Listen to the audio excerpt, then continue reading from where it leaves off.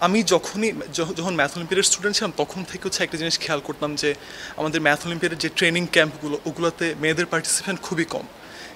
মানে কম পার্টিসিপেন্ট হলো, যারা পার্টিসিপেট করতো তারা কিন্তু অসাধারণ রেজাল্ট করতো, কিন্তু তারপরও হচ্ছে গিয়ে মানে বিভিন্ন ব্যারিয়ারের জন্য হচ্ছে তারা এভেনচুয়ালি হয়তো মানে হয়তো দেখা যেত যে মানে টিমে কোয়ালিফাই করতে পারছে না, বা হচ্ছে গিয়ে তাদেরকে একটা ফ্যামিলির প্রেশার হোক বা যে কারণে হোক তারা হচ্ছে গিয়ে মানে তারা হচ্ছে গিয়ে মানে পরবর্তী স্টেজগুলোতে হচ্ছে গিয়ে ওভাবে পার্টিসিপেশন দেখা যেত না।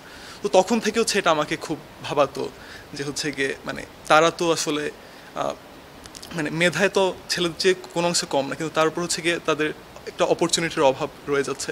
তো এটা নিয়ে তখন থেকে হচ্ছে গিয়ে চিন্তাভাবনা করতাম। তো তারপরে যখন হচ্ছে গিয়ে আমি 2020 সাল আমার লাইক লাস্ট পার্টিসিপেশন, এরপরে হচ্ছে আমি ট্রেনার হিসেবে কাজ করা শুরু করি। তখন থেকে হচ্ছে গিয়ে আমি এই ইস্যুগুলো নিয়ে মানে কাজ করছি আর কি। এবং এটার প্রেক্ষিতে আমরা গত বছর 2023 সালে প্রথমবারের মতো ন্যাশনাল গার্লস ম্যাথ অলিম্পিয়াড আয়োজন করি।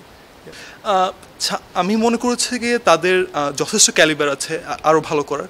তো তারা তাদের ক্যালিবারের সবটুকু দিয়ে চেষ্টা করবে, এটাই আমার এক্সপেকটেশন। এবং মোস্ট অফ অল তারা হচ্ছে কি এই পুরো প্রসেসটাকে এনজয় করবে, এটাই হচ্ছে আমি চাই। মানে মেডাল পাক বা না পাক এটার চেয়ে আমি হচ্ছে গিয়ে পুরো জার্নিটাকে এনজয় করাটাকে আমি বেশি প্রাধান্য দিতে চাই।